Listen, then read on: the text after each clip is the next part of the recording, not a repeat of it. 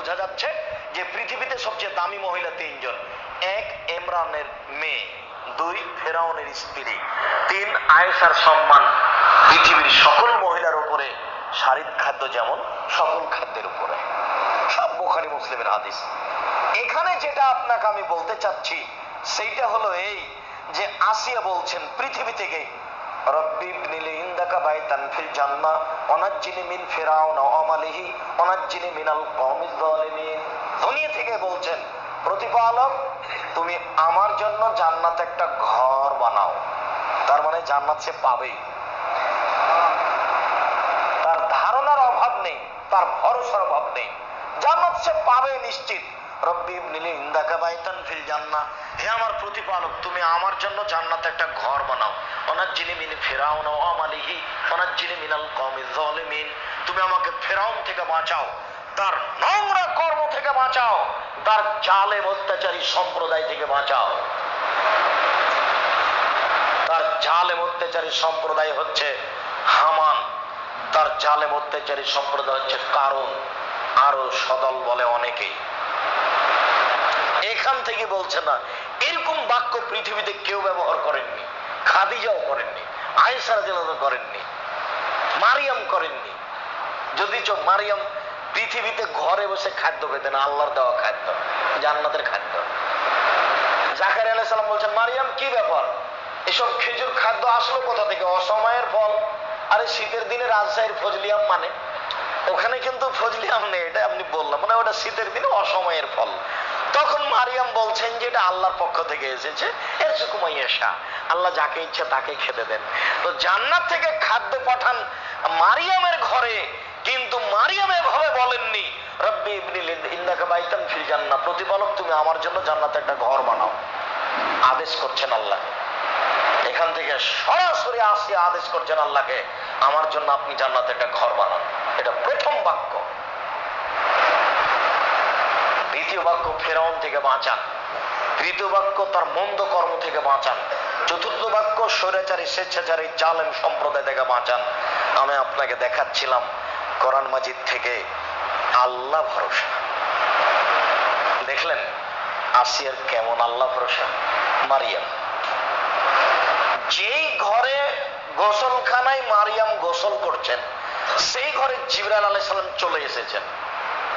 বাশারান সাবিয়া, বাশারান সাবিয়া, একবারে হিষ্টপুষ্ট বলিষ্ঠ যুবক, 30 বছরের প্রায়, কোঁকড়া কোঁকড়া চুল মাথায়, খুব সুন্দর টকটকে ঝকঝকে রূপ ধারণ করে জিবরাইল একজন যুবকের রূপ ধারণ করে মারিয়ামের ঘরে ঢুকে গেছেন গোসলখানায়। তখন মারিয়াম বলছেন, ইন্নী কুনতু আউযু বির-রাহমান মিনকা ইন কুনতা তাকিয়া, কে তুমি? আমি রহমানের কাছে সাহায্য চাচ্ছি, তুমি যদি পরহেজগার হও। কে তুমি? তুমি আমার গায়ে হাত লাগাবা না, আমি রহমানের কাছে সাহায্য চাই। ওই সময়ে তিনি আল্লাহ না বলে রহমান বলছেন।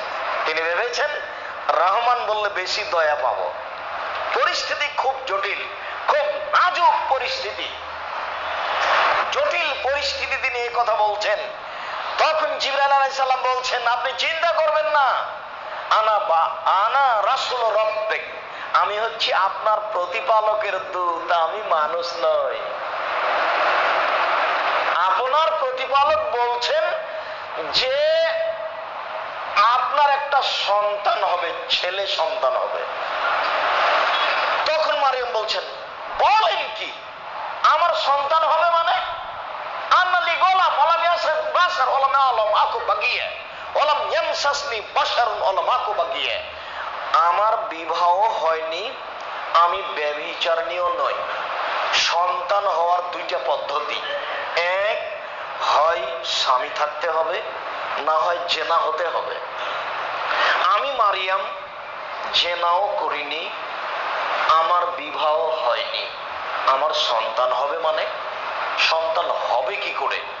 তখন আল্লাহর দূত জিবরাইল আলাইহিস সালাম বলছেন, ইয়াকুলু রাব্বুক, আপনার প্রতিপালক বলেন, হুয়া আলাইয়া হাইয়্যিন, বাপ ছাড়া ছেলে সৃষ্টি করা আমার উপরে একেবারেই সহজ, আমার কাছে এটা কোনো কাজই নয়, কোন ফায়াকুন বললেই হবে।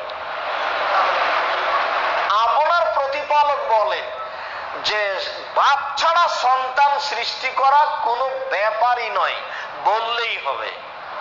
সন্তান প্রসবের সময় হয়ে আসলো, তখন মারিয়াম বলছেন কুনতু নাসিয়াম মানসিয়া, আরে আমি জাতিকে কি দিয়ে বুঝাবো, আমি নাসিয়াম মানসিয়া, আমি হারিয়ে যেতাম, পৃথিবীতে কেউ না জানতো যে মারিয়াম নামে একটা মেয়ে ছিল, মারিয়াম শব্দটাই না থাকতো তাহলে খুব ভালো হতো, আমি জাতিকে কি দিয়ে বুঝাবো, জাতি আমাকে বলবে ছি ছি ছি ছি ছি ব্যভিচারিণী মহিলা, বিবাহ হয়নি, সন্তান হয়েছে। ঠিক যা হওয়ার তাই হলো। সন্তান কোলে নিয়ে বের হয়ে আসতেই গ্রামবাসী, এলাকাবাসী, জাতি বলল তোমার মা তো ভালো মানুষ ছিল, তোমার বাপ তো ভালো মানুষ ছিল, ছি ছি ছি ছি ছি, তুমি কিভাবে জেনা করে সন্তান নিয়ে আসলে। ফাঁসারাত, তখন তিনি তার হাত দিয়ে ইশারা করে বললেন আমার সাথে কথা হবে না, এই দুধের বাচ্চা কোলে আছে, এই বাচ্চার সাথে কথা হবে। বাচ্চা বলল ইন্নী আব্দুল্লাহ, আমি হচ্ছে আল্লাহর বান্দা, আমি হচ্ছি নবী।